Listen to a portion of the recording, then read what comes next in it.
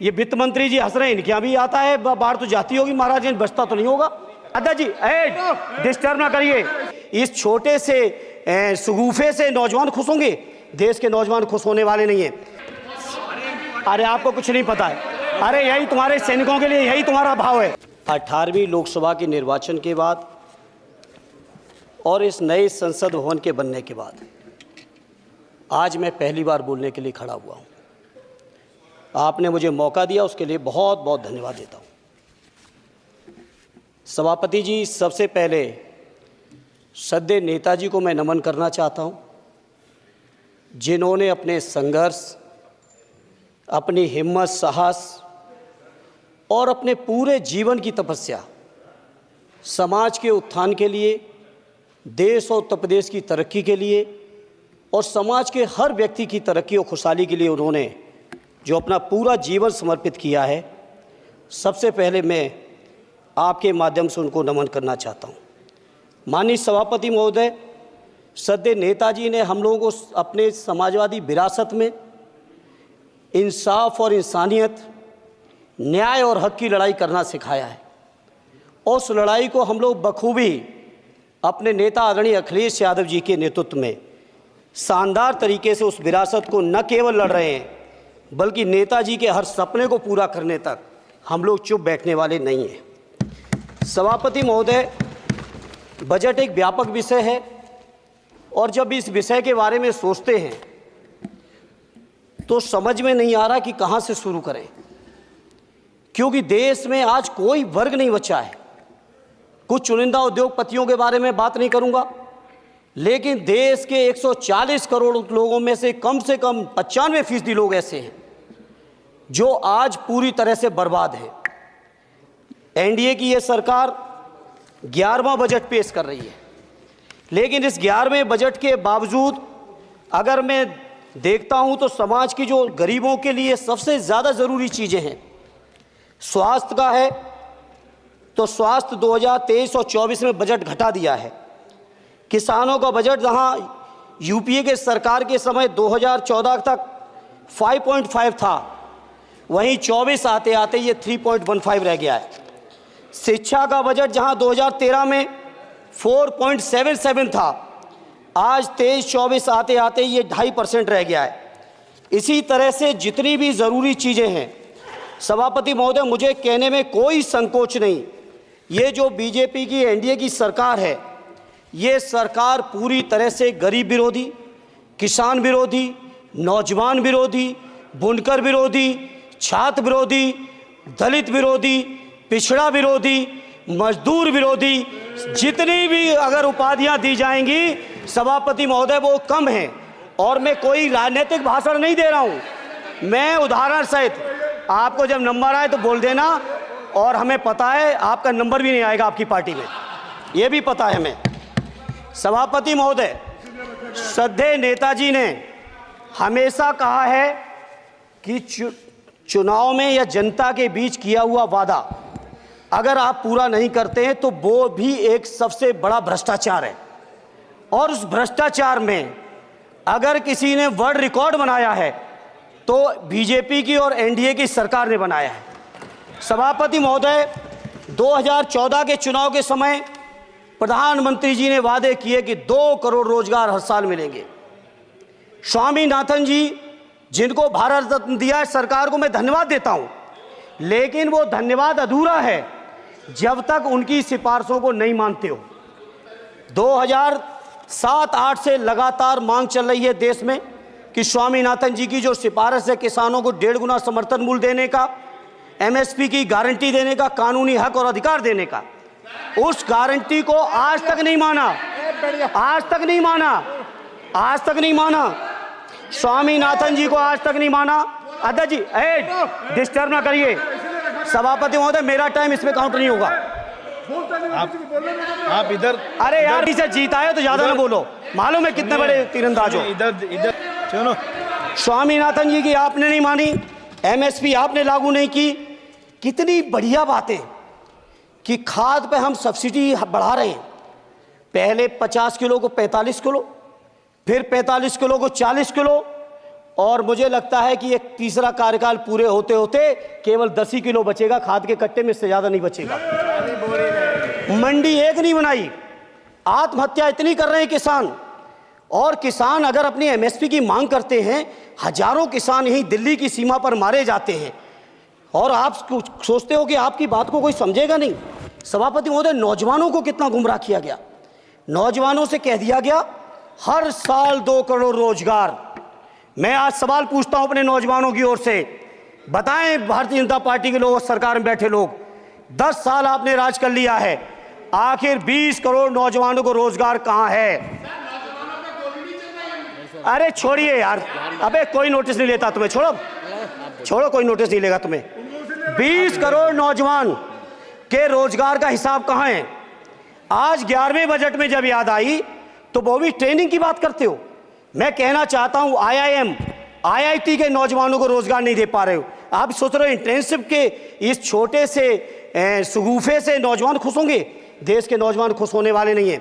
सभापति महोदय, शिक्षा के मसले पर लगातार बजट घटाया जा रहा है, लगातार सरकारी शिक्षा कम की जा रही है, और ये बीजेपी की सरकार की लगातार प्रयास है कि नौजवान शिक्षित होंगे तो सवाल पूछेंगे।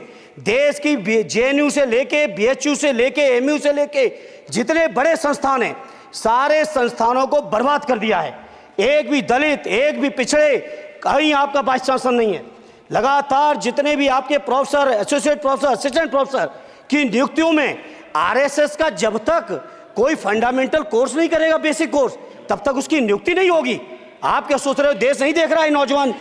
UGC का बजट लगातार कम किया जा रहा है। मेरा खुला आरोप है इस सरकार पर कि ये सरकार शिक्षा को प्राइवेट करके, शिक्षा को मुट्ठी भर उद्योगपतियों के हाथों में देके, शिक्षा को चुनिंदा लोगों के हाथ में देके, देश के 140 करोड़, जिसमें मैं समझता हूं 90% लोग गरीब हैं, उन गरीबों के हाथों से शिक्षा को छीनने का ये जो आपकी सरकार षड्यंत्र कर रही है, इसके लिए हम लोग इस मौके पे विरोध करते हैं। लगातार फीस बढ़ा रहे हैं, शिक्षकों की कमी है, रोजगार आप दे नहीं पा रहे हो, सामाजिक असमानता। सभापति महोदय, 2014 में जिस समय सरकार बनी थी NDA की, उस समय देश की जितने भी जो आर्थिक चीजें थी, जो वेल्थ थी, उसमें पिछड़ों की हैसियत 17% थी, 17%, और आज 10 साल की NDA की सरकार के बाद पिछड़ों की आर्थिक हैसियत हो गई है केवल 9%।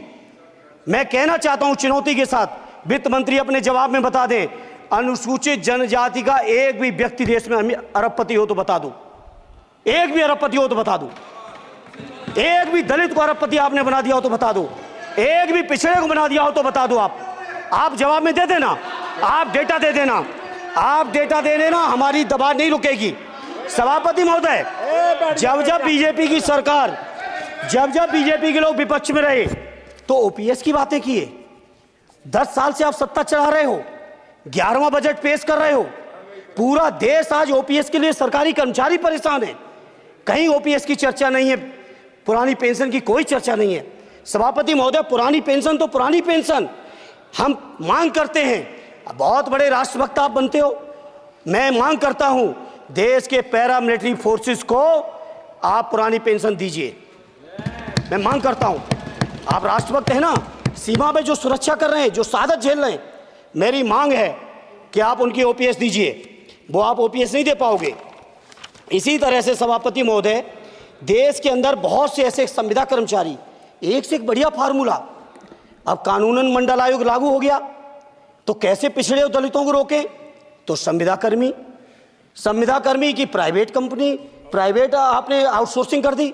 आउटसोर्सिंग के कारण से देश के सारे दलित, सारे पिछड़े, सारे आदिवासी आपकी सेवाओं से बाहर हो गए, उनके पास कोई कानूनी हक नहीं।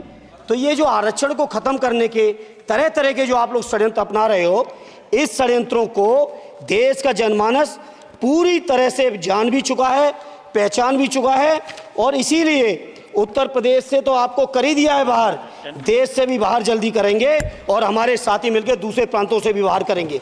इसी तरह सभापति महोदय, हम मांग करते हैं, आप सोचिए, उत्तर प्रदेश अकेले के अंदर, देश के हालात मुझे नहीं पता और बदतर होंगे, अकेले उत्तर प्रदेश में 1000 से ज़्यादा शिक्षा मित्र आत्महत्या कर चुके सभापति महोदय। कोई सरकार के कान पे जू नहीं रेंग रही है।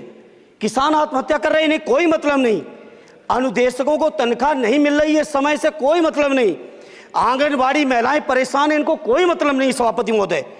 आपकी आशा बहुएं, आपकी ये रसोईया महिलाएं, आपकी आंगनबाड़ी, पंचायत सहायक, रोजगार सेवक, मैं समझता हूं सभापति महोदय यहाँ बैठे हर सदस्य के पास इनके क्षेत्रों का ये डेलीगेशन जरूर मिलता होगा और मांग करता होगा कि कम से कम हमारा मानदेय बढ़ाया जाए, हमें स्थायी किया जाए। सभापति महोदय, इसके लिए सभापति महोदय मेरी पार्टी के किसी भी मेंबर से हम नंबर कम कर लेंगे, टाइम, मेरा टाइम बढ़ा दीजिए, बढ़ा दीजिए, कोई भी मेंबर हमारे लिए दे देंगे टाइम। हम लोग देते। इसलिए सभापति महोदय, इन सभी समस्याओं के लिए मैं आपसे कहना चाहता हूं कि इनका समाधान करिए, और नहीं समाधान करेंगे तो अभी तो बैसाखी पे बन गए, बिहार और आंध्रा को पैकेज देखे फिर देश में कितने राज्यों को पैकेज दे पाओगे। अरे वित्त मंत्री जी, उत्तर प्रदेश से आते हो, इतना भी हक नहीं कि पूरे बजट भाषण में एक बार उत्तर प्रदेश का नाम आ जाता। इतना अयोध्या से नफरत हो गई, अयोध्या से अवधेश जी क्या जीत गए, आप लोगों को इतनी नफरत हो गई कि एक भी उत्तर प्रदेश का एक बार भी नाम नहीं आया सभापति महोदय। इसे मैं आज इस मौके पर सभापति महोदय देश के गरीबों, किसानों, नौजवानों, व्यापारियों, बुनकरों सभी की ओर से कहना चाहता हूं, ये बजट देश विरोधी बजट है। कुछ समस्याओं के लिए सभापति महोदय संवेदनशीलता के साथ मैं कहूंगा सरकार को विचार करना चाहिए। श्रद्धेय नेताजी जब रक्षा मंत्री थे, उन्होंने व्यवस्था दी थी कि देश के अंदर जो भी सैनिक शहीद हुए हैं उनको ससम्मान उनके घरों पे जाके राष्ट्रीय सम्मान के साथ उनकी अंत्येष्टि हो। मैं उन्हीं की परंपरा को आगे बढ़ाते हुए एक और मांग करता हूं सभापति महोदय कि जो हमारे शहीद जिनकी अंत्येष्टि स्थल जहां कहीं भी बना हो, जिस भी परंपरा से बना हो,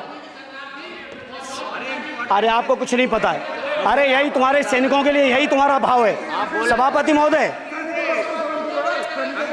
आप बोले सर। सभापति महोदय, मेरा अनुरोध है अग्निवीर की योजना खत्म की जाए।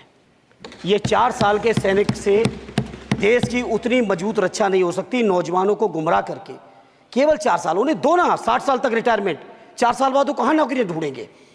इसे मेरी मांग है अग्निवीर की योजना खत्म की जाए।